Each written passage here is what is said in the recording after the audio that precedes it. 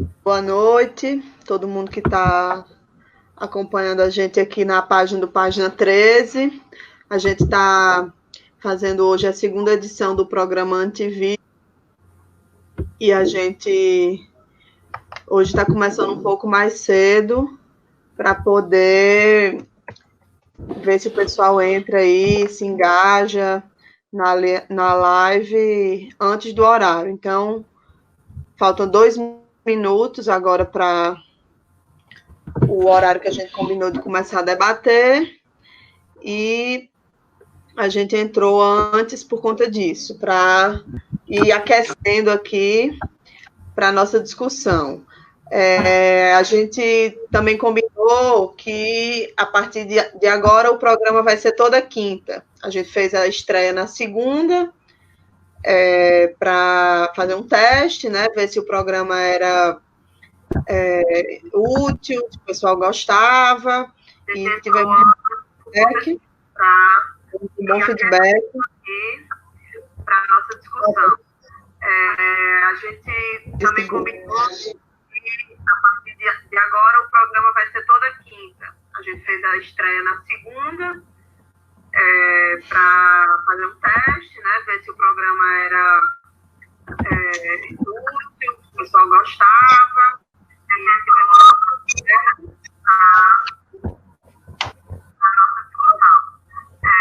A gente também combinou. Ô, Walter, você está com o Facebook ligado?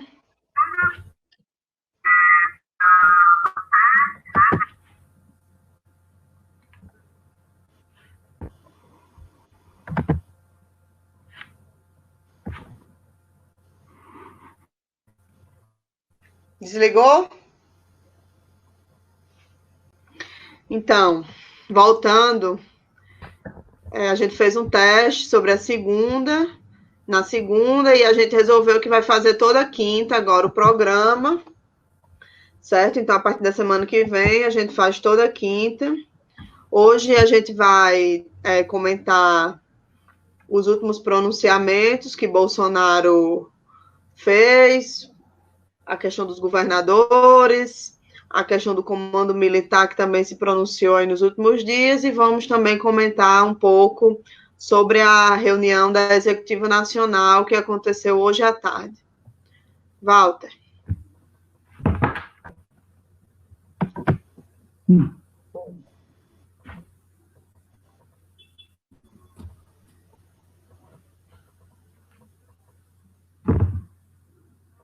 Pode falar.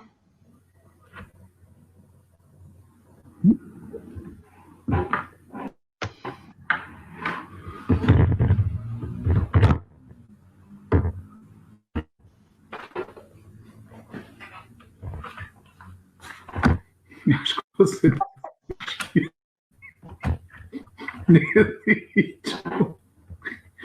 Eu estava aqui passando.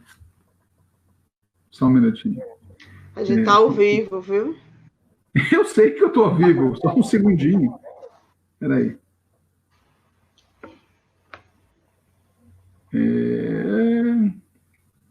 É que eu estou compartilhando nos grupos. E são 9 horas, são 8 da noite agora, além do mais. Nós estamos começando no horário. Se você abrir o Facebook enquanto a gente está ao vivo, aí atrapalha a gravação, porque fica uma voz por cima da outra. Sim, por isso é que eu estou abrindo aqui no telefone. Só um segundo.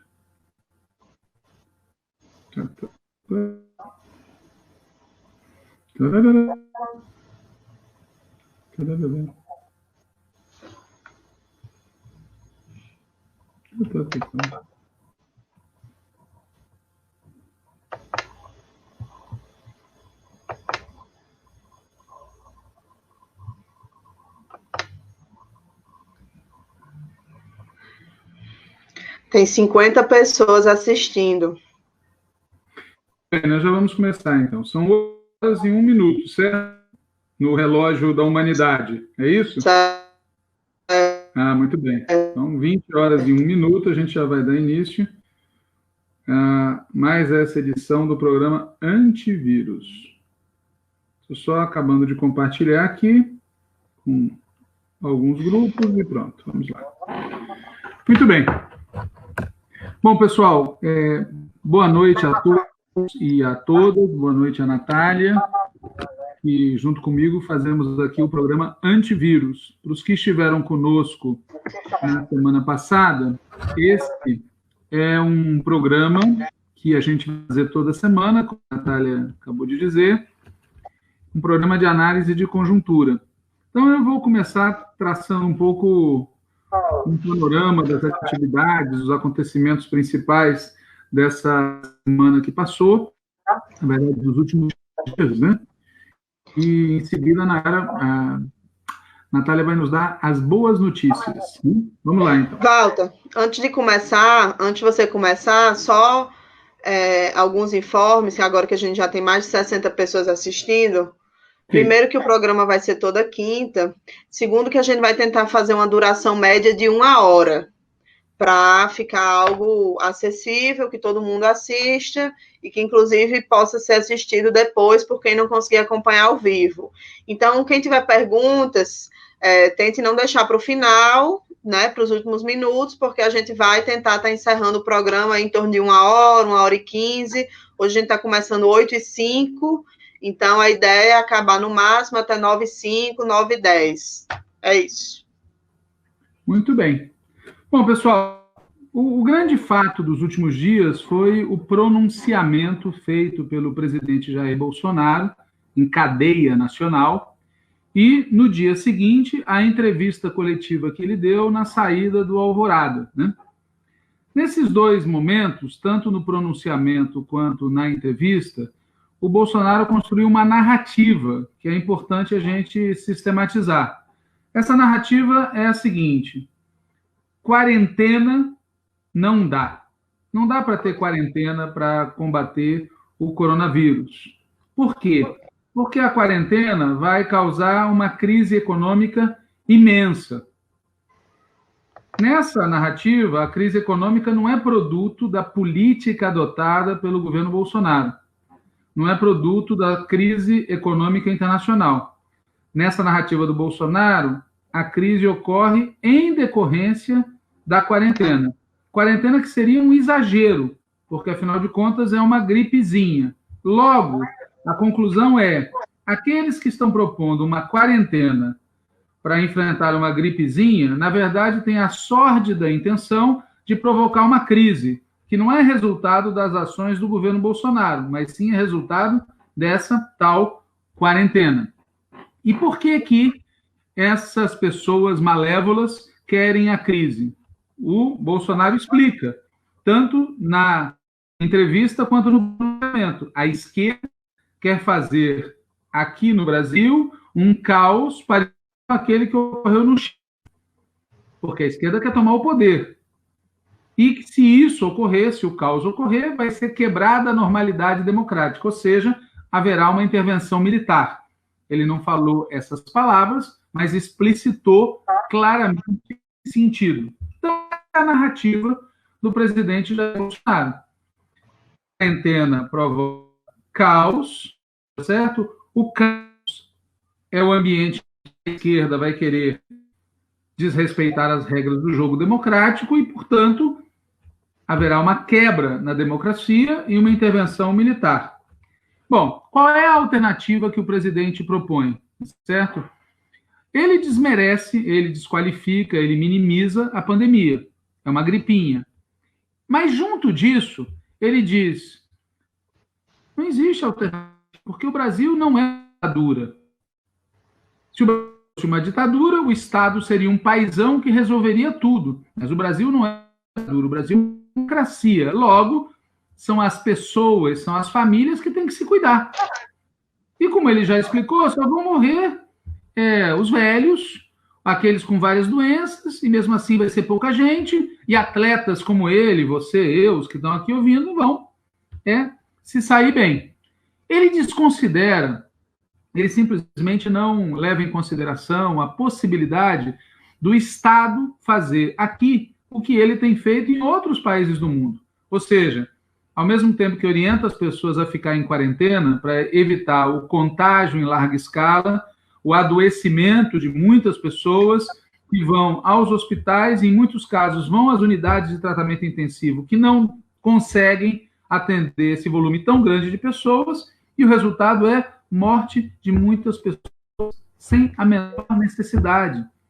Ele desconsidera essa linha do tempo, essa sequência que eu expliquei, porque, como já disse e repito, ele acha que é uma gripezinha, que está se exagerando, tá certo? E desconsidera a possibilidade de, frente a isso, o Estado recomendar a quarentena social e garantir a sobrevivência das pessoas, garantindo o emprego, garantindo o salário, garantindo a renda das pessoas que são autônomas, que estão desempregadas. Ele desconsidera essa possibilidade. E, no lugar, ele coloca a responsabilidade das famílias. As famílias têm que cuidar. Veja, uma pandemia, assim como um incêndio, assim como uma enchente, assim como um terremoto, é um fato extraordinário que exige a intervenção do Estado.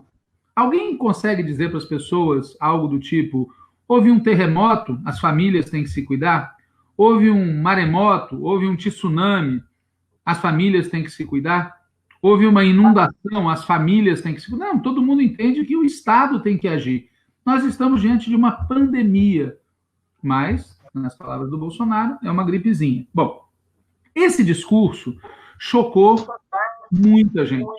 Esse discurso feito na noite de anteontem e a entrevista dada por ele ontem de manhã realmente chocaram muita gente, tá certo? Primeiro porque é óbvio que dizer que só ditaduras agem no sentido de contribuir com a sobrevivência das pessoas é um contrassenso.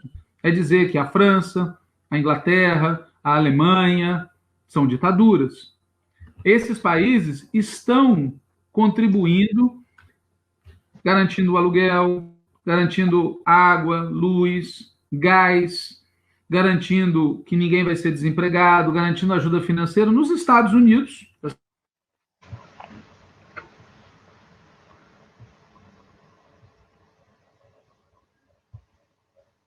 Ô, Walter,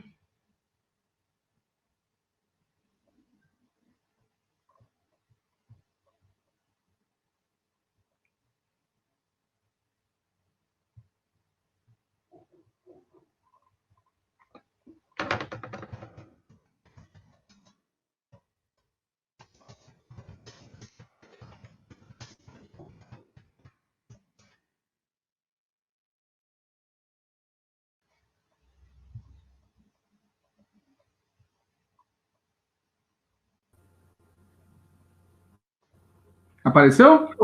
oi, agora apareceu. Acho que travou Muito aí bem. no seu computador. Mas você Muito bem. travou na hora que você estava falando sobre os países que estão tomando medidas e que não são ditaduras. Muito bem. Eu estava dizendo, então, que esse discurso do Bolsonaro, ele chocou, né, muitas pessoas, em primeiro lugar, porque é óbvio que fazer referência a ditaduras não faz o menor sentido. Em segundo lugar, porque é de ignorância científica brutal equiparar o coronavírus a uma gripezinha. Quer dizer, todo mundo que tem acompanhado sabe que o efeito do coronavírus é muito mais letal, é muito mais brutal. Né? As pessoas idosas, por exemplo, quando elas têm gripes, elas podem ter um quadro que evolua para uma pneumonia.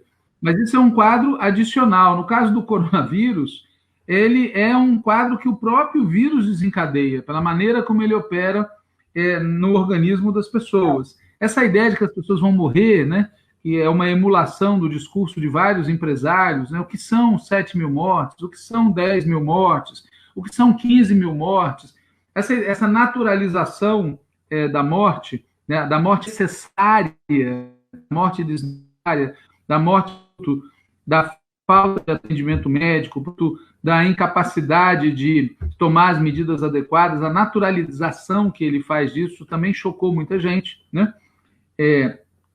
Enfim, vários aspectos do discurso dele deixaram todo mundo muito chocado, né? Muita gente se chocou com isso e começou, inclusive, a ser comum as pessoas dizerem: bom, o cidadão é louco, é insano, é um despreparado, né? É um maluco. Eu disse no programa passado, acho isso um desrespeito com as pessoas que de fato têm problemas com a sua saúde mental, né? O problema do Bolsonaro não é esse. O problema do Bolsonaro é que ele é neofascista, é ultraliberal. E o seu discurso e a sua entrevista na manhã de ontem obedecem a uma lógica política, não é uma insanidade. É um discurso politicamente orientado, né? Coerente, em primeiro lugar, com a posição ultraliberal dele. Essa ideia de que o Estado não deve intervir na economia, além de determinados limites, quais sejam, proteger os capitalistas, essa ideia que ele repetiu no programa do Ratinho, que é difícil ser empresário. É difícil, inclusive, ter políticos que protejam os empresários, porque tem muito trabalhador e pouco empresário. Essa ideia é coerente com a posição ultraliberal dele, né? É coerente também com o amigo dele lá nos Estados Unidos, né? O Trump. Ele é a origem dos discursos, né? O Bolsonaro, por exemplo, esse discurso que o Bolsonaro fez em cadeia nacional e depois na entrevista, coincide na forma com um discurso que o Trump fez na mesma linha. A economia não pode parar, os Estados Unidos são grandes demais, os prejuízos causados pela paralisação da economia serão maiores do que os prejuízos causados pelo coronavírus, o que só seria verdade, insisto, se o Estado não fizer nada. Se o Estado agir para proteger as pessoas, se a economia for colocada a serviço da vida, não tem essa consequência que eles estão falando. Mas, voltando, o discurso do Bolsonaro é coerente com a postura ultraliberal dele, é coerente com o discurso do Donald Trump, e é coerente, ou seja, atende ao objetivo de dialogar com o setor do povo. Notem que na coletiva e também no discurso que ele fez, ele fala claramente no seguinte: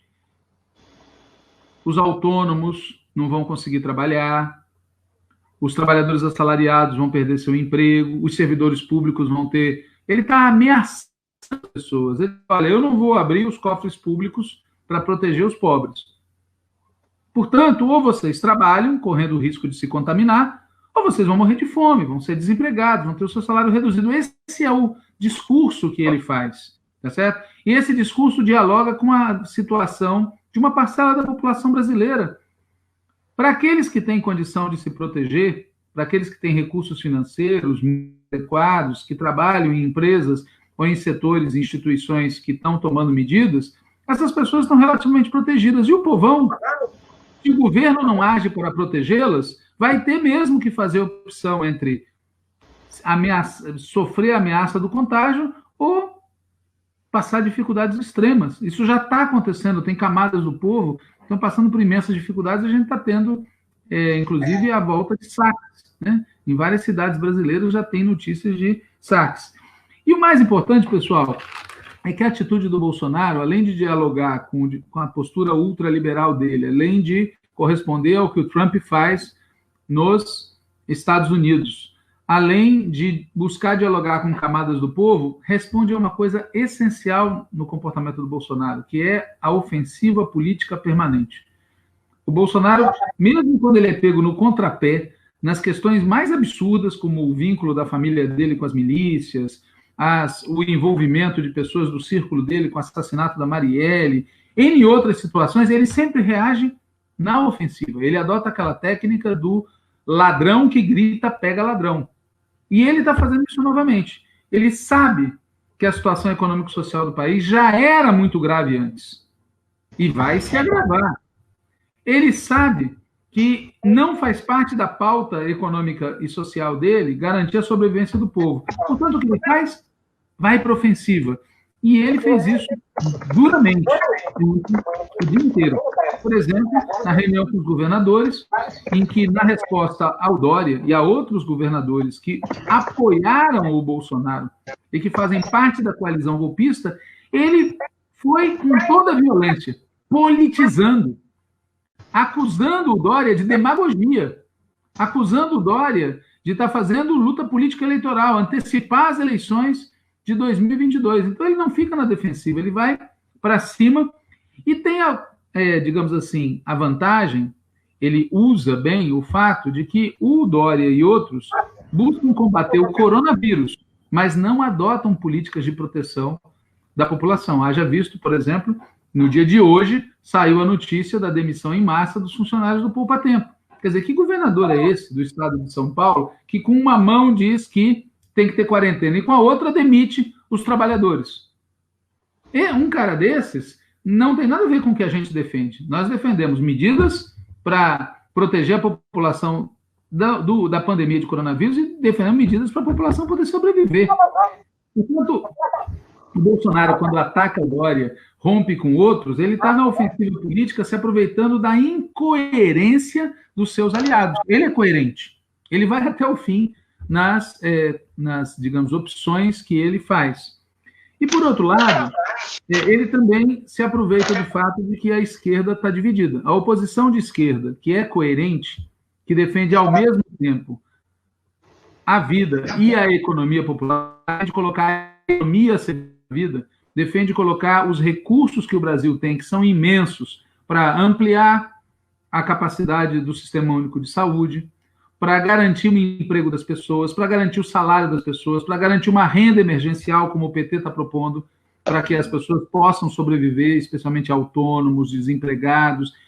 A oposição de esquerda, que tem propostas concretas para garantir a vida, colocando a economia a serviço da vida, a oposição de esquerda está dividida sobre como lidar politicamente com a situação. Quer dizer, a gente já comentou no programa anterior, em várias oportunidades, que tem uma parte da oposição de esquerda que está iludida, tá certo? Iludida com os, entre aspas, está iludida com o Maia, está iludido com figuras que são da coalizão golpista e que têm choques com nada. Estou esperando o Rodrigo Maia ajudar lá no Congresso Nacional de emergência de R$ 1.000 e tantos. Estou esperando ele fazer isso e tomar outras medidas. Então, tem uma parte da oposição de esquerda que está iludida em relação às possibilidades de uma aliança com esse golpismo. Tem um setor da oposição de esquerda que acha que a gente tem que tomar cuidado, a gente não pode colocar a política, em primeiro lugar, que esse não é o momento de fazer luta política, esse é o momento de salvar o povo brasileiro, conta que diante de um governo genocida, faz parte das necessidades para salvar o povo brasileiro derrubar esse governo. Não tem como, é como se a gente estivesse no meio de uma guerra e a gente tivesse um governo de traição nacional, que está ajudando o inimigo. Para poder derrotar o inimigo, você tem que derrubar o governo, não tem outra possibilidade. E muita gente na esquerda morre de medo do Mourão, usam o argumento de que a gente tem que ver, porque se tira o Bolsonaro, entra o Mourão. E aí há todo um fantasma que a gente também tem que comentar nesse programa acerca dos militares. Tem muita ignorância, tem muito desconhecimento e tem muita dissimulação nesse debate sobre os militares. A verdade é que certamente existe um setor dos militares que tem diferenças em relação à maneira, à forma como o Bolsonaro procede. Essa lógica da polarização política que o Bolsonaro adota o tempo todo incomoda alguns setores das Forças Armadas, não por razões programáticas, não porque esses setores sejam mais democráticos, não porque eles não sejam cúmplices do neoliberalismo, não, é porque essa dinamização cristaliza de antagonismo e os militares e o empresariado preferem a paz. Claro que preferem os cemitérios, mas preferem a paz. E o Bolsonaro, muito mais inteligente politicamente que eles, percebe que num país tão desigual como o nosso, se não tiver movimento, disputa, conflito, é derrotado. O Bolsonaro, por exemplo, um dos argumentos que ele utilizou em relação às manifestações do 15 de março é que político que tem medo do povo tem que sair da política. Veja que interessante, é um cara de extrema direita, mas que é coerente na linha de disputar apoio do povo. Então, há divergências reais nas Forças Armadas em relação ao Bolsonaro, isso ficou claro na coletiva dada pelo Mourão e naquela reunião em que o Bolsonaro bateu boca com o Dória, e quem pôde ver, tem um momento em que o Bolsonaro está atacando o Mourão do lado, incomodado, visivelmente descontente com a atitude do Bolsonaro, inclusive aquele descontente meio sarcástico, como quem diz, o que este idiota está fazendo? Então, há, de fato, uma divergência ali entre eles. Mas, hoje mesmo, saíram alterações no comando das Forças Armadas, houve uma série de mudanças que alguns dizem que são mudanças normais, mas que, na minha opinião, apenas confirmam que o controle do Bolsonaro sobre as Forças Armadas é bastante amplo, que a gente não esperar daí é muito boa. E, claro, pior sempre pode ficar, né? Por isso, por conta dessa divisão na oposição de esquerda, tem muitas resistências e muitas dúvidas e muitas divergências acerca do que propor, né? Recentemente, por exemplo, uma parte da bancada do PSOL propôs o impeachment do Bolsonaro. E muitas pessoas mais estão pedindo o impeachment do Bolsonaro. E, é claro, o Bolsonaro merece o impeachment por razões, inúmeras razões. A mais recente dessas é esse discurso que é um crime contra a saúde pública. Portanto, uma parte do PSOL defendeu e deu entrada a um pedido de impeachment contra o presidente Jair Bolsonaro. E uma outra parte da esquerda tem insistido na ideia de que é preciso encerrar esse governo o mais rápido possível, é preciso derrotar esse governo, ele não tem que chegar até 2022 e que é preciso trabalhar nessa perspectiva, inclusive defendendo a bandeira do fora. Numa recente do Diretório Nacional, nos dias 13 e 14 de março, esse assunto foi debatido e, para nossa infelicidade, nós que somos petistas, a direção nacional do PT, em 3 votações sucessivas, derrotou aqueles que defendiam posições no sentido de lutar pelo fim imediato desse governo, defender o fora Bolsonaro, defender a antecipação das eleições. Acontece que a reunião do Diretório Nacional do PT terminou dia 14 de março e depois veio dia 15 de março, a provocação da extrema-direita, a participação do Bolsonaro naquelas manifestações. E nos dias que seguiram, 16, 17, 18, 19, houve manifestações crescentes da população que prosseguem até o dia de hoje. Hoje está acontecendo um panelaço em várias cidades do país e as pessoas berram várias coisas sobre o Bolsonaro, mas berram principalmente fora Bolsonaro.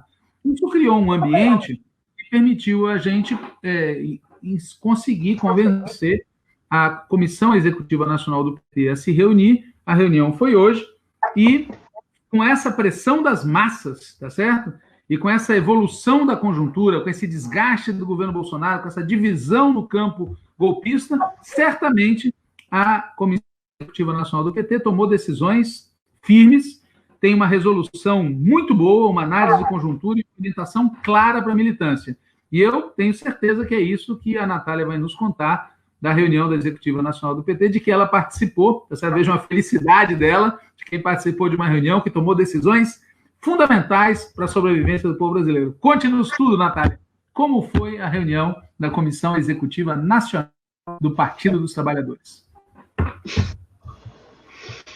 Então, Walter, eu primeiro, antes de falar sobre a reunião da Executiva Nacional, dizer que algumas pessoas comentaram aqui que está travando a transmissão. Então, teve um momento que travou, que a gente parou e voltou, mas eu acho que não é algo que eu possa resolver aqui. Talvez a gente possa tentar falar um pouco mais pausadamente, porque aí, diante da conexão lenta, a fala pausada pode ficar mais fácil de o pessoal acompanhar. Então, eu vou tentar falar mais pausadamente, aí fica também a sugestão para Walter, quando ele for falar de novo, para também tentar, para ver se a gente consegue melhorar essa questão do travamento, mas eu acho que tem a ver, a internet no país inteiro está sobrecarregada aí as nossas conexões acabam ficando mais lentas mesmo. Fala. E lembrando que o programa vai ser depois disponibilizado no perfil do Facebook e no YouTube. Então, quem não puder assistir todo, tiver quedas, poderá assistir a íntegra depois. Certo, é isso. Então, comentando um pouco agora sobre a reunião da Executiva Nacional, né? Estava presente na reunião praticamente toda a Comissão Executiva Nacional, alguns deputados federais, a deputada Natália Bonavides, o deputado Rogério Correia, o deputado Paulo Pimenta, o governador Rui Costa, da Bahia, a governadora Fátima Bezerra, do Rio Grande do Norte, a vice-governadora Regina, do Piauí, o presidente Lula e a presidenta Dilma. estavam presentes. A reunião foi... Só um instante. A reunião foi feita por meio online e a pauta era conjuntura, né? Ela foi convocada diante do aprofundamento aí da crise, desse cenário que Walter já comentou para a gente. Então, como a reunião foi... O Diretório Nacional se reuniu há mais ou menos 2 semanas, e a reunião foi convocada num cenário pós-pronunciamento de Bolsonaro, e diante da, enfim, perplexidade, da constatação de que era um pronunciamento grave, então tinha uma expectativa que, diante dessa nova situação política, diante de tudo isso que Walter falou aí, a executiva, pelo menos, começasse um acúmulo que viesse a culminar numa posição mais avançada do que a que foi tirada no último Diretório Nacional, né? Mas o que aconteceu lá, infelizmente, foi outra coisa. Ainda prevalece na Executiva Nacional do PT a posição de que a gente não deve falar em fora Bolsonaro. E aí eu, sinceramente, Walter, fico pensando o que mais precisa acontecer para que a gente fale fora Bolsonaro. A gente, que eu digo, o PT oficialmente fale isso, né? Mas eu vou tentar aqui fazer um relato do que foi a reunião e de algumas interpretações que eu tenho sobre as posições, para que a gente possa, enfim, debater e ter um pouco mais de conhecimento sobre o que é que a direção nacional do PT vem conversando. A primeira reunião começou com alguns informes sobre as nossas proposições no Congresso Nacional, as articulações que estão acontecendo em torno dos projetos que a nossa bancada apresentou.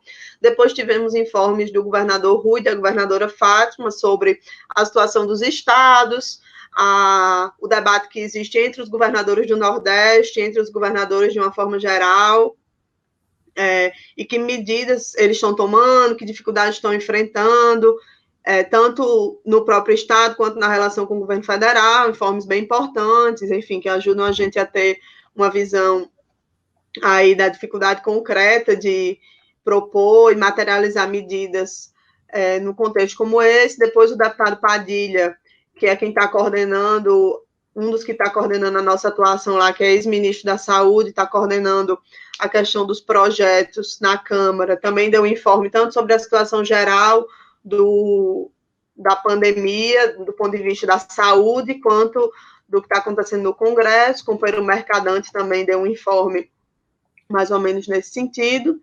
E aí, indo para o que é mais importante para a gente aqui, que é o debate dos integrantes da instância. Basicamente, na minha visão, existem 2 blocos. Tem uma parte que defende que a gente fale em acabar com o governo, de alguma forma, que essa parte é composta basicamente pelos grupos que defenderam aquelas emendas na última reunião do diretório, né, que eu comentei no último programa, Walter comentou isso de novo agora, e tem outra parte que defende que a gente fale das questões da vida do povo, sem apontar, neste momento, uma saída política em relação ao governo, seja ela qual for, né? Então, a gente não consegue ainda nem avançar para dizer que o governo tem que acabar.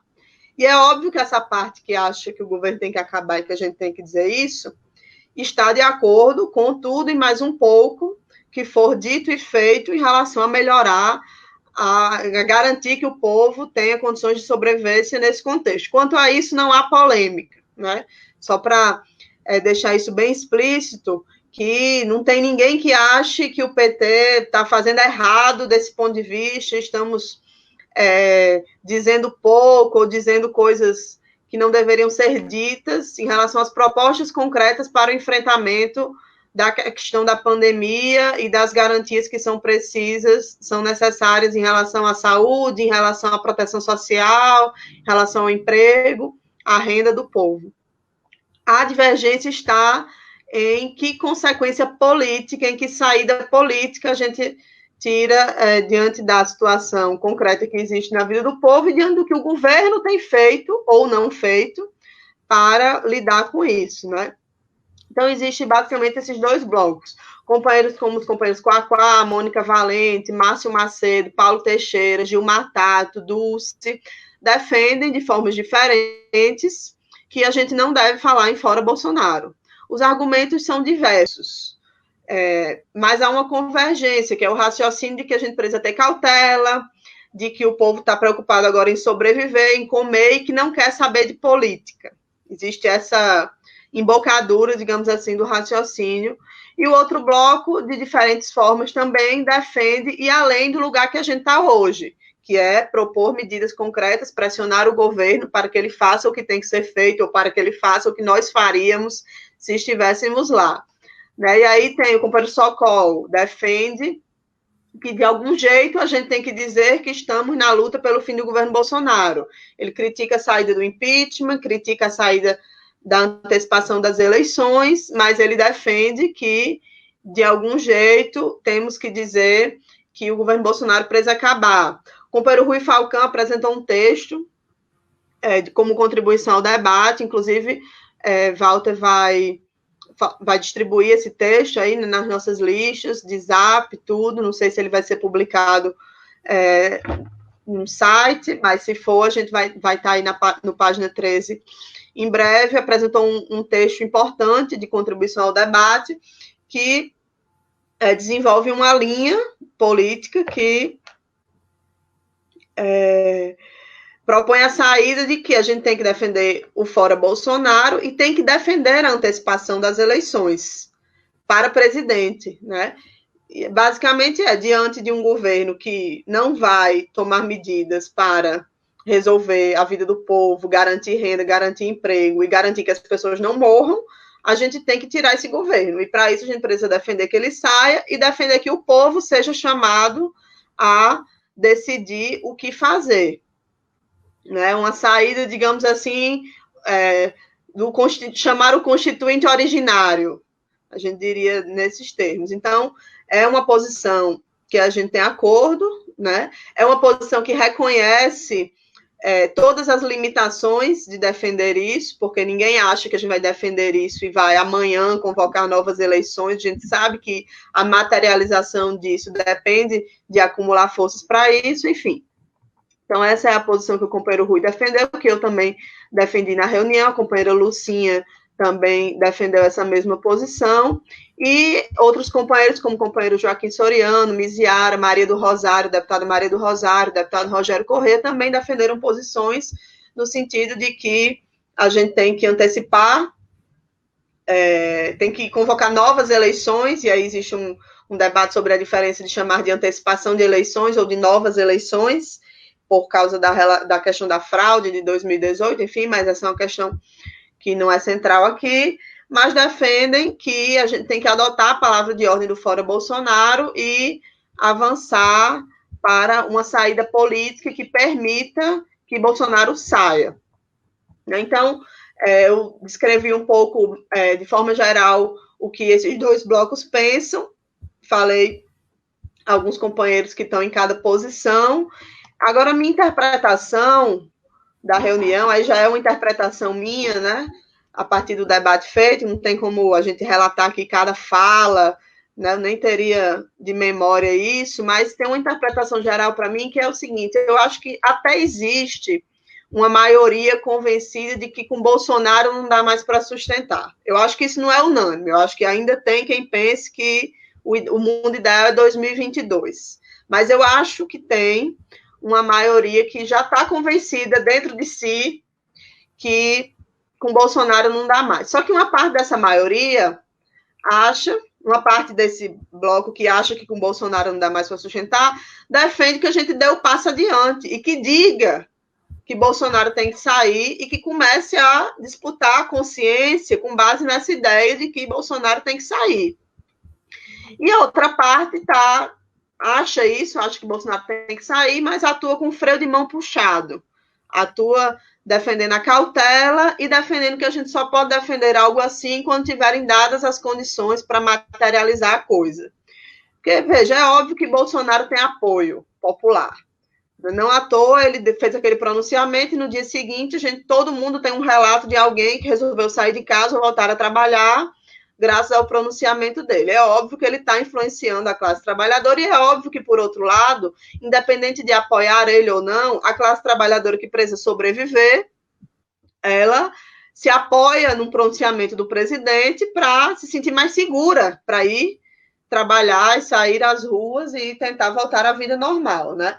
Mas, na nossa opinião, e na opinião de quem defende, que a gente defende o Fora Bolsonaro, a gente só vai acumular forças para mudar, inclusive, esse sentimento de apoio a ele, essa percepção de que ele está certo, se a gente começar a defender que ele tem que sair, junto com dizer por que ele tem que sair, né? Então, me dá uma certa impressão de que o conceito de acúmulo de forças parece ter conotações distintas, porque, veja, muitos dos que pedem cautela falam também em acúmulo de forças, mas parece que defender uma ideia não é parte do acúmulo de forças. Trabalhar uma palavra de ordem, um mote, uma linha que, enfim, não possa ser materializada já, mas possa ser parte do trabalho de convencimento, não faça parte do acúmulo de forças, e a gente acha que isso faz parte do acúmulo de forças, né?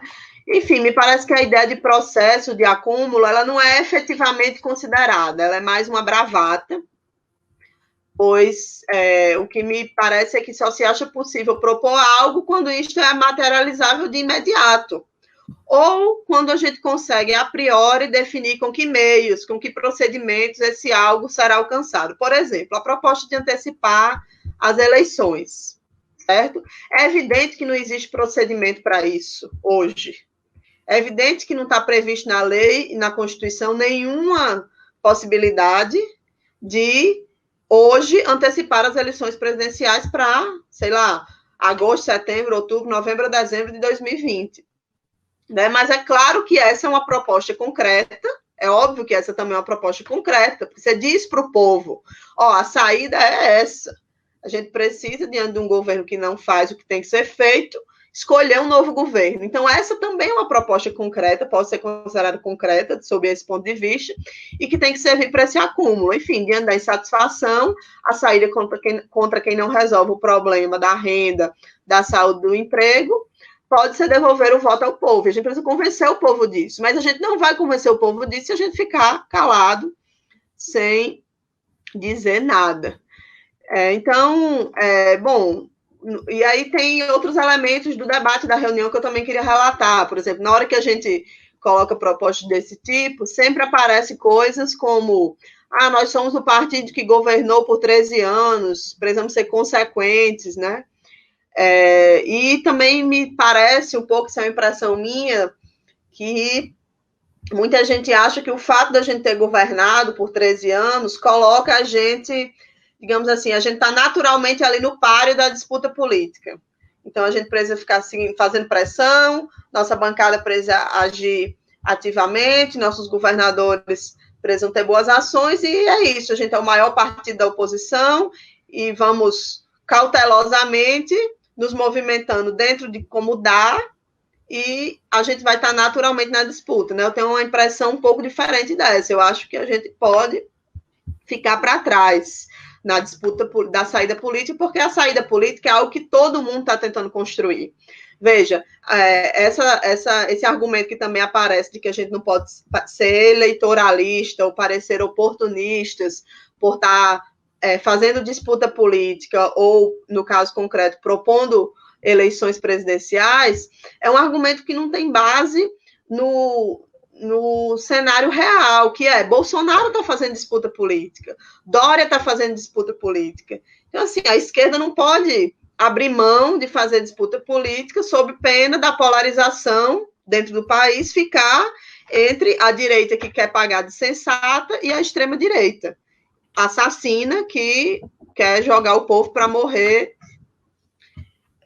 sem fazer a quarentena. Então, me parece que existe esse outro elemento, digamos assim, o fato de termos responsabilidade ou termos que ser consequentes e a bagagem que a gente tem pelo fato de termos governado, para alguns, coloca a gente quase como um instrumento de manutenção da ordem. Então, a gente não pode cair na disputa política como se ela fosse algo menor, algo sujo, sendo que está todo mundo fazendo, né? E aí, por fim, outros argumentos que aparecem, como, por exemplo, isso é tarefa dos movimentos sociais, das centrais, tudo bem a CUT dizer, tudo bem o MST dizer, o Fora Bolsonaro, mas não o PT, né? Isso tem relação com o que eu falei antes, de achar que porque nós somos o partido que governou o Brasil por muito tempo, a gente é responsável por essa estabilidade, digamos assim, não podemos dar esse tipo de passo que seria um passo ousado, defender o Fora Bolsonaro, mas minha impressão é que também tem um certo chip de governo implantado ali, que mesmo inconsciente, fica o tempo todo trabalhando na formulação do raciocínio das pessoas. Então, muita gente não consegue formular uma linha política que não seja a linha política do chip de quem está no governo. Então, a gente acaba com isso sendo levado à posição de pressionar o governo para fazer algo, dizer ao governo o que ele tem que fazer, aprovar medidas no parlamento e depois cobrar para que elas sejam cumpridas, entendeu? Então, eu acho que a restrição a esse tipo de ação é também parte decorrente desse chip de governo que está aí presente em muitos quadros do PT, né, e que transforma o partido nessa coisa. O partido ele não tem mais os instrumentos, mas a gente só sabe se movimentar se for com essa lógica. Então, para encerrar mesmo agora, né, a nossa opinião, Walter, que foi defendida na reunião por mim, é bem nítida no sentido de que não tem como defender a vida do povo sem defender a derrubada de um governo assassino, né? Então, a gente acha que duas coisas precisam aparecer no mesmo nível dentro da posição do PT. Uma são as propostas concretas, mostrar que a gente sabe lidar com o problema do vírus, o problema da saúde, o problema da renda, o problema do emprego. E o que fazer, de onde vai sair o dinheiro, rebater essa falácia que o Estado está quebrado e não pode fazer nada. Então, isso a gente acredita que a gente está fazendo bem. Inclusive, muito bem, aprovando coisas. Eu tive um informe aqui que foi a história da renda básica foi aprovada, não do jeito que a gente queria, mas foi aprovada muito melhor do que o governo propôs, muito maior do que os R$200. Então, agora já vai entrar na disputa para, inclusive, ver de quem é essa vitória, né? Se é nossa, se é da oposição, ou se é de Rodrigo Maia. Mas, enfim, a gente caminhou bem nesse sentido, conseguiu aprovar uma medida importante, mas, junto com isso, a gente tem que apresentar a saída política, né? Então, a gente não está muito convencido que não é uma questão menor, não é oportunista, está todo mundo fazendo disputa política e a gente não pode deixar de fazer também a disputa política sobre qual é o rumo que o país vai tomar aí nesse momento. E diante disso, o que a gente está propondo é que a gente defenda o Fora Bolsonaro, que o PT defenda o Fora Bolsonaro e que defenda a antecipação das eleições, porque das eleições presidenciais, né? Como o Walter já disse aí, o governo não vai fazer o que a gente acha que tem que ser feito, o que é o melhor para o povo, por mais que ainda não exista uma maioria na sociedade pela derrubada do governo, mas dizer isso, defender isso é o primeiro passo, na nossa opinião, para começar a construir essa maioria na sociedade. Então, esse é um pouco do resumo da reunião.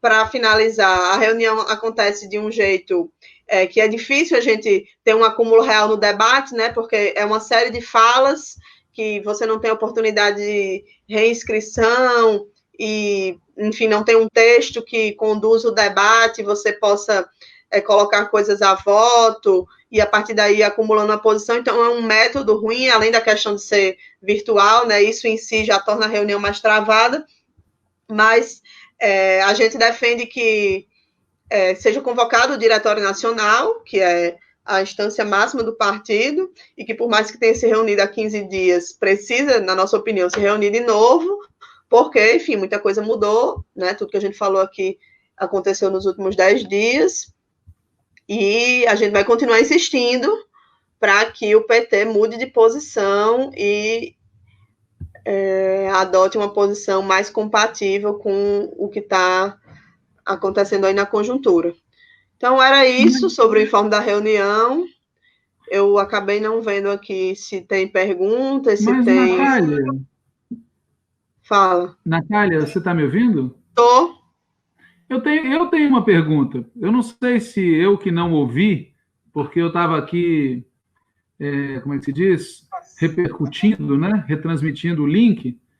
Pode ser que eu não tenha ouvido, mas a reunião aprovou alguma resolução?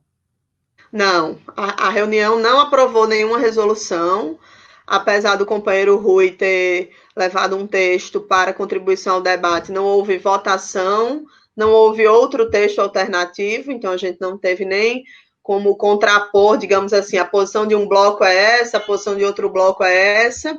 O que ficou encaminhado é que vai sair uma nota, mas é uma nota que ainda vai ser escrita a posteriori. Provavelmente ela vai refletir o pensamento de uma maioria, mas não vai ser um acúmulo consensual, eu imagino, né? A gente vai ter que ver, a depender do que vai ser proposto lá, a gente vai ver ainda o conteúdo do que essa nota vai expressar.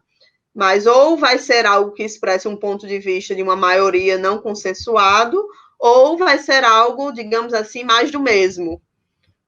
Nos últimos dias, mesmo após a reunião do DN, o PT soltou algumas notas, não o PT, né? A presidenta, junto com os líderes, soltaram posicionamentos e, enfim, se for algo para ser consensuado, eu imagino que seja algo mais ou menos com o mesmo conteúdo do que saiu nos últimos dias, sem nenhuma novidade. Chocado. Deixa eu aproveitar enquanto você olha as perguntas para fazer alguns comentários aqui, pode ser? Pode. Bom, primeiro, a Natália fez referência ao documento apresentado pelo companheiro Rui Falcão. A gente tem feito questão, tanto no programa Antivírus, que está começando, quanto no podcast, de contar o meio que... Walter.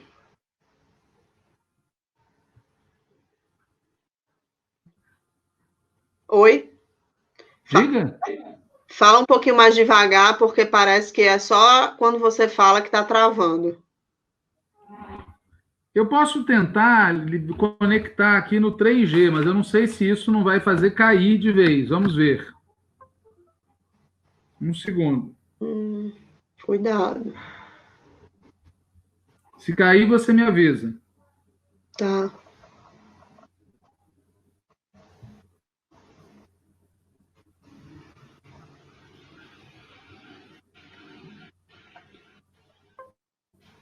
Que tal? Tá funcionando? Tá funcionando. Bom, eu vou estar falando, então. Tá. Se algum problema, você me avisa. Ok? Ok. Olá. Ok, pode falar. Muito bem. Então, eu que aqui vírus e também podcast comandado pelo Patrick Araújo, a gente tem feito questão de contar para as pessoas, né, quais são as políticas, qual é um pouco o making off, né, do debate partidário, porque o PT é um partido de massas, é um partido com mais de 2 mil afiliados, é importante que as pessoas saibam como é que é feito o debate partidário. Então, a Natália fez referência ao documento apresentado pelo companheiro Rui Falcão. Na verdade, ocorre o seguinte, a direção nacional da Tendência Petista Articulação de Esquerda aprovou, há mais ou menos 24 horas, um documento. Com base nesse documento, eu fiz uma primeira versão, em seguida o companheiro Breno Altman sugeriu emendas e o companheiro Rui editou, consolidou o texto levado à Comissão Nacional. Nós já temos esse texto, ele está no site www.pagina13.org.br. Vocês podem encontrar lá esse texto com o título Notícias da Executiva, parte 1. A parte 2 é esse programa, esse relato que a Natália fez. Lá no site, portanto, Notícias da Executiva, parte 1, tem o documento apresentado pelo companheiro Rui Falcão, pela companheira Natália Sena, que foi elaborado, como eu disse, a partir de um documento aprovado pela Direção Nacional da Tendência Petista Articulação de Esquerda, com sugestões feitas pelo Breno Altman, que integrou a nossa chapa no Congresso Nacional do PT e consolidado pelo companheiro Rui Falcão. Este documento termina dizendo o seguinte, é um documento de vários parágrafos, e ele termina dizendo o seguinte: mesmo que ainda não estejam maduras as condições institucionais para uma solução veloz e democrática, o PT afirma que há, sim, uma saída constitucionalmente originária para dar um basta a esse governo ultraliberal e neofascista, devolver ao povo o poder de decisão, antecipando as eleições presidenciais. Nem Bolsonaro, nem Mourão, nem Guedes, nem Moro, nem golpismos de nenhum tipo. Eleições diretas e livres, das quais Lula possa participar. Meta inalcançável nas condições atuais, mas que pode se viabilizar com um forte movimento da opinião pública e com grandes mobilizações após o período de quarentena. Eis uma bandeira que o Partido dos Trabalhadores pode empunhar com o empenho e a força dos setores populares e democráticos. A recusa de Bolsonaro em defender a população diante da maior crise que o Brasil já viveu, ao povo o direito de exigir a sua substituição por outro governo comprometido com um programa popular de emergência e um plano de reconstrução nacional, fora Bolsonaro antecipar as eleições presidenciais. Ok? Então, esse é o final do documento ao qual a Natália fez referência e que foi apresentado pelo companheiro Rui Falcão, defendido pela companheira Natália e por outras pessoas na reunião que a Executiva Nacional do PT acabou de fazer. Segundo comentário que eu queria fazer, a companheira Gleice, de Dourados, no Mato Grosso do Sul, que a gente fala sobre a popularidade de pesquisa sem demonstrar. É algo muito contraditório, né? Por um lado, ele perdeu popularidade em comparação com seus momentos melhores. Por outro lado, um núcleo duro, mobilizado, militante, radicado em defesa das suas posições. A lógica com que o Bolsonaro opera na política é muito diferente da lógica convencional dos partidos de centro. Os partidos de centro sempre trabalham com a ideia de ter maioria e, por isso, fazem um discurso médio para atender e captar apoios mais amplos. O Bolsonaro trabalha com uma lógica de um discurso radical que consolida uma minoria combativa e mobilizada. Ele tem sempre mantido mais ou menos um terço do eleitorado, ou um terço da população ao redor das dele. Por isso é uma ilusão enfrentar uma operação com essa lógica sem uma operação de lógica simétrica e antagônica a essa. Era muito importante, é muito importante, que o Partido dos Trabalhadores mobilize a sua base social, junto com as demais forças partidárias, populares, sindicais, criar um polo oposto a esse. Se não houver um polo oposto a este polo de extrema-direita, o centro vai ser atraído por essa turma. Esse é o nó que a gente vive, né? Vejam só, por exemplo, o tweet que o Luciano Huck, candidato que volta e meia a Globo apresenta como uma suposta alternativa. O tweet que ele divulgou hoje, abre aspas, a fome chegando antes da doença. Não é hora de guerra política. Isso não é um tweet com qualquer verniz ideológico. Fato. Primeiro, essa coisa díssima, achar que uma opinião política pode não ter verniz ideológico, né? Toda opinião política parte de um certo ponto de vista de classe, carrega, exprime alguma lógica. Segundo, guerra política. Ô, Walter, acho que é melhor voltar para a internet de antes, tirar do 3G. Piorou? Foi. Que horror! Deve ser uma sabotagem do imperialismo yankee. Continua no ar? Continua no ar. Então, eu não sei em que ponto eu fui sabotado pelo imperialismo, mas o que eu comentava era sobre o tweet do Luciano Huck. Sim, certo. A essência do tweet do Luciano Huck é dizer que a fome está chegando antes da doença, ou seja, é a mesma orientação do Bolsonaro, é a mesma orientação de vários governadores e prefeitos. Por exemplo, o governador de Santa Catarina, me informa um companheiro do estado, está voltando atrás nas posições de quarentena. Há uma campanha publicitária que já começou a circular hoje com o lema "O Brasil não pode parar", dizendo que para os trabalhadores, para os autônomos, para as pessoas que precisam de atendimento médico, o Brasil não pode parar. Ou seja, o Bolsonaro não está se limitando a fazer um discurso contra a quarentena. Ele está entrando com toda a força da máquina de Estado para que a população seja obrigada a voltar à normalidade. O problema é que isto vai levar a uma ampliação do contágio, a uma ampliação do número de pessoas doentes, a uma ampliação do número de pessoas que têm que ir ao hospital e, finalmente, a uma ampliação do número de pessoas que vão precisar de tratamento intensivo e que vão morrer por conta deste número muito grande de casos que exigem tratamento intensivo. É uma atitude irresponsável que coloca a classe trabalhadora numa condição de ter que se expor. É mais ou menos o que o Bolsonaro está fazendo, é uma versão pandemônio. Ele, empresário, olha, tem dinheiro para pagar individual. Eu não tenho dinheiro para poder ter um escoadouro para as fumaças, para os gases químicos aqui.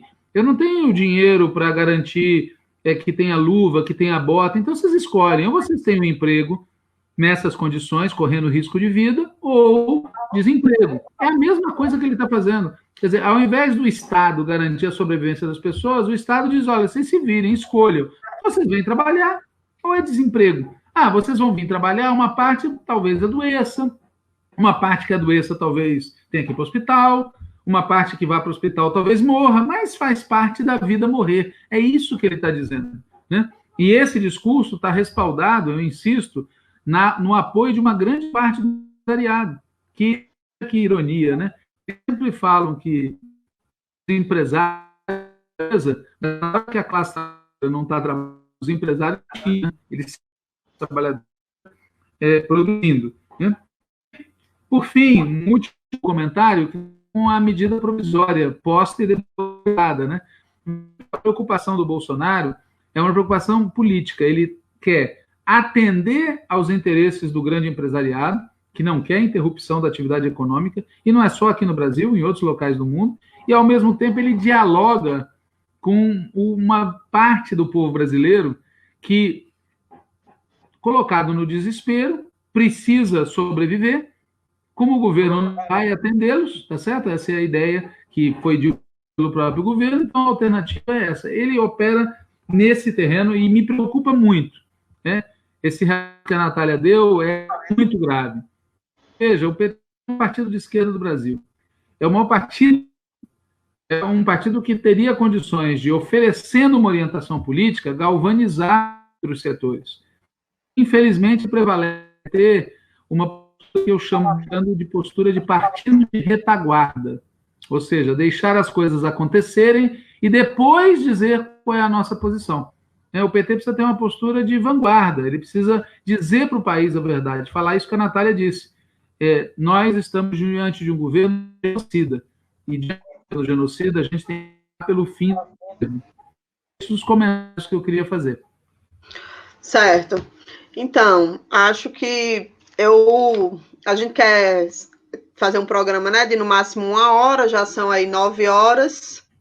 Então, eu vou falar só algumas perguntas aqui, Walter, que seria interessante você comentar, mas a gente está com esse problema a conexão sua aí não tá boa, então, de vez em quando tá dando uma travada, é importante falar pausado, porque eu acho que ajuda um pouco. Tem uma pergunta aqui da companheira Cris Lisboa, que pergunta assim, os militares já estão articulando uma renúncia com anistia familiar? Talvez seja interessante comentar, que foi um assunto que apareceu hoje, né?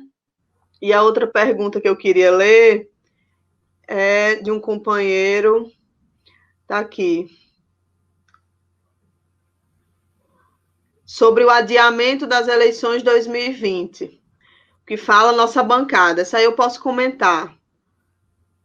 Sobre a questão do adiamento das eleições de 2020. Deixa eu ver se tem mais alguma outra que eu não tenha visto ainda. Tem várias pessoas aqui comentando o assunto, mas eu não vou ler os comentários, porque senão a gente vai perder muito tempo. Mas a gente está aqui lendo e considerando os comentários de vocês nas nossas falas. Vamos lá. Paulo Tavares Mariante, ele dá uma sugestão. Não poderíamos construir uma carta aberta à direção nacional do PT com adesões virtuais, como abaixo-assinado online, propondo que o PT assuma o fora Bolsonaro?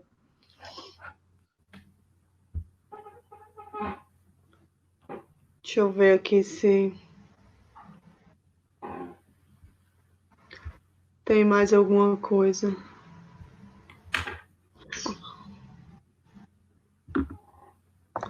Não, acho que é isso. Tem alguns bolsomínios aqui na nossa live. Oba! Sinal que a gente tá... A gente adora vocês. Então, deixa eu comentar primeiro aqui sobre essa questão do adiamento das eleições. Esse é um assunto que a gente tem uma posição contrária, né? Inclusive, seria até incoerente defender antecipar as eleições e ser favorável a uma posição de adiamento. Então, no momento, a posição, inclusive na bancada, né, teve uma situação meio estranha, um deputado nosso, da nossa bancada, começou a colher assinaturas para uma PEC que propunha o adiamento das eleições de 2020, mas isso foi contido pelas informações que eu tenho. O próprio deputado recuou da posição e não existe ninguém na bancada, pelas informações que a gente tem, defendendo isso. Então, não há um cenário de o PT trabalhar para adiar as eleições de 2020, pelo contrário, né? Nós queremos trabalhar para que as eleições de 2020 sejam favoráveis a nós e nós, especificamente, queremos que a gente vote, inclusive, para presidente em 2020. É isso. Eu acho que Walter pode comentar sobre essa questão da renúncia e a gente encerra depois. Muito bem. Primeiro, eu peço desculpas pelos problemas de conexão. Eu não sei o que está acontecendo, porque aqui chega. Talvez no próximo programa eu faça a transmissão pelo celular. Vamos ver se isso melhora. Talvez o problema seja esse. Mas, enfim, vamos tentar resolver. De toda maneira, aquilo que a gente está falando aqui está sendo gravado e a gente vai disponibilizar depois, seja no perfil no Facebook, a íntegra, seja no YouTube, né? Então, sobre 2020, eu queria dar um palpite agregando a algo que a Natália já falou. Veja, esse cenário de crise econômica e social não foi resultado da pandemia do coronavírus. Ele é resultado da política econômica do governo Bolsonaro e, antes disso, da política econômica do Temer. Portanto, com ou sem pandemia do coronavírus, a situação econômica do país vai continuar muito difícil no próximo período, enquanto nós não mudarmos essa orientação econômica. E a situação social, portanto, vai se agravar muito. A população vai votar nas eleições de 2020 e nós temos que, nessas eleições, seja eleições municipais, seja como a Natália falou, eleições gerais, nós temos que ir para eleições com disposição de debate, com disposição de ser alternativas, com disposição de disputar politicamente, tá certo? Hoje, por exemplo, um companheiro do Mato Grosso do Sul, um companheiro mineiro, dizia que lá em Campo Grande, a possibilidade do Pedro Kemp, nosso candidato, ir ao segundo turno, cresce. Por quê? Porque nós estamos fazendo disputa política. E isso, se a gente fizer, a gente tem a possibilidade de transformar as eleições de 2020 num grande movimento de massas contra o governo Bolsonaro, desde que a gente faça luta política. Se a gente simplesmente se comportar como um partido que faz propostas programáticas do enfrentamento político, nós vamos ser atropelados. Veja que o Bolsonaro, inteligentemente, está polarizando com seus aliados. Ele está trabalhando com um cenário de chegar em 2022, ele disputando contra uma candidatura ao centro. Veja que isso, em tese, não faz sentido, né? Em tese, seria mais inteligente para o Bolsonaro ir para o segundo turno com uma candidatura de esquerda, para o segundo turno contra o centro-direita que ocorreu em 2018, mas ele está operando com a linha da disputa política, de polarizar o país, e nós temos que fazer a mesma coisa. Então, essa é a primeira observação. A segunda observação, a segunda resposta, na verdade, tem a ver com isso que a Cris perguntou. Veja, qual é o movimento que está em curso no país, né? Você tem uma disputa profunda dentro da coalizão governista, dentro da coalizão golpista, e tem uma disputa profunda entre golpismo e esquerda, oposição à esquerda. Na primeira disputa, o que está em jogo é o tema do neofascismo, é o grau de estado de exceção que vai ser adotado. Na segunda disputa, está em jogo, por um lado, a questão democrática, a questão do estado de exceção ou das liberdades democráticas, e, por outro lado, está em jogo o programa ultraliberal. Insisto, os mesmos que criticam o Bolsonaro por isso ou por aquilo, às vezes são cúmplices, ou em geral são cúmplices dele, no programa ultraliberal. Esse conflito entre o Bolsonaro e seus aliados golpistas de ontem pode ter que desfecho? Pode ter o desfecho da vitória do Bolsonaro, tá certo? No sentido de um golpe dentro do golpe, ou no sentido da capitulação dos seus adversários. Até agora eles têm capitulado. É impressionante como o presidente do Supremo Tribunal Federal e o presidente do Congresso aceitam as barbaridades que são ditas e fazem umas reclamações formais, né? Então pode ter a vitória do Bolsonaro, pode ter um acordo entre eles, como já houve em outros momentos, houve vários episódios de crise brutal que resultaram em acordo, mas pode também ter a derrota do Bolsonaro. A derrota do Bolsonaro pode assumir várias formas. Uma delas é a do parlamentarismo branco, que alguns falam, né? Ou seja, um parlamentarismo de fato. Uma segunda possibilidade é os caras empurrarem o Bolsonaro para renúncia. Ele não tem perfil para isso, cá entre nós, né? Continuo achando isso e não vejo isso como um cenário provável. A terceira possibilidade é os militares o enquadrarem de forma explícita, tá certo? Ou de forma disfarçada.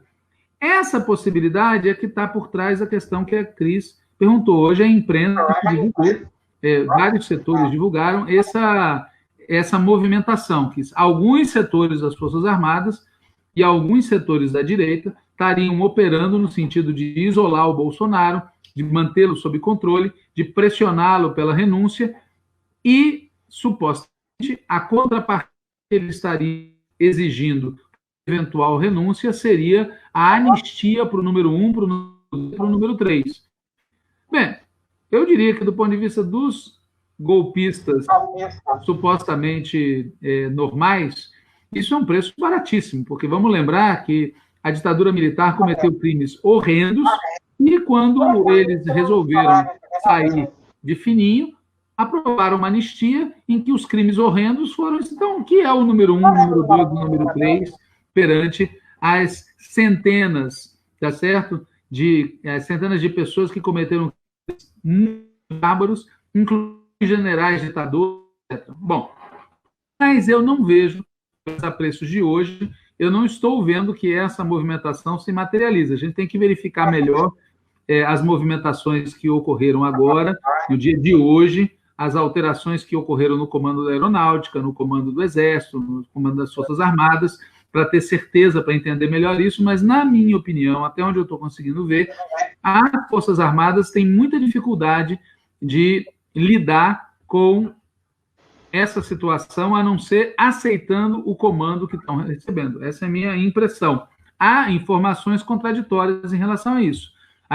Há pessoas que acham que está em curso uma operação de cerco ao Bolsonaro muito avançada por parte de um setor das Forças Armadas. Vamos acompanhar, tendo claro que esta solução não é também a que interessa ao povo. Ao que interessa ao povo não é a saída da pessoa do Bolsonaro. O que interessa ao povo é o fim deste governo e a possibilidade de nós termos um governo que expresse os interesses populares e democráticos outra vez. E o único jeito, a única fórmula que permite isso de maneira democrática, devolver ao povo o direito de eleger de forma livre seu presidenta da República. E liberdade, no caso, entre outras coisas, direitos políticos. Esse é um tema que muita gente esquece. Nós estamos ainda vivendo sob a égide do golpe de 2016, que afastou a presidenta Dilma de maneira ilegal, da condenação e prisão ilegais do companheiro Lula e a sua interdição em termos de candidato, e da fraude das fake news e companhia limitada. E é nesse contexto que a gente age. Se a gente não tiver isso claro, a gente não percebe que, para sair disso, a gente precisa de uma ruptura democrática. E ruptura democrática, em primeiro lugar, são eleições livres e democráticas de que o companheiro Lula possa participar. E, por fim, achei muito boa essa proposta do companheiro Mariante. Eu acho que é algo que a gente deve considerar. Acho que a gente já está correndo um abaixo-assinado pedindo a convocação de uma reunião do Diretório Nacional, tá certo? A situação mudou profundamente, mesmo os que no Diretório Nacional de 13 e 14 de março derrotaram as eleições que iam Bolsonaro e outras, reconhecem que a situação mudou, e o Diretório Nacional do PT tem que se reunir para debater isso.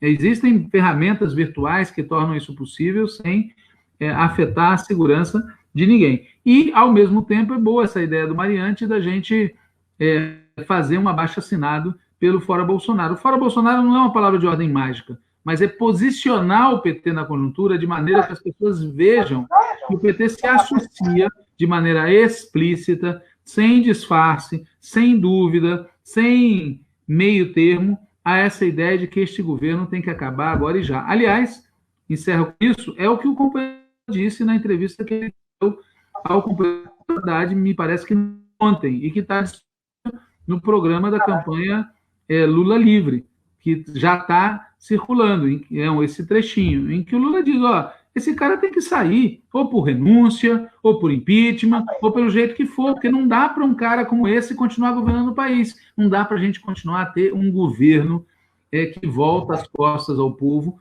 num momento dramático como esse que a gente está vivendo. É isso que eu queria, espero que tenha sido melhor essa parte final em termos de conexão, e na próxima edição a gente vai tentar resolver isso. Tá bom. Então é isso, gente. A gente já está aqui no nosso horário limite. Vamos encerrar agora. Próxima quinta a gente volta com mais um programa antivírus. Eu recebi alguns comentários aqui no pessoal questionando o horário, Walter, porque está coincidindo com os panelaços. Então, a gente vai pensar uma alternativa aí para fazer talvez um pouco mais cedo, 19 horas, ou 20h30, 21 horas. Ok, Walter deu ok. Então, é isso, a gente vai encerrar, próxima quinta tem de novo, e depois eu vou tentar ler os comentários com mais calma e tentar responder por escrito o que a gente não conseguiu responder aqui pelo programa, tá bom? É isso, um abraço a todo mundo, boa noite, fora Bolsonaro!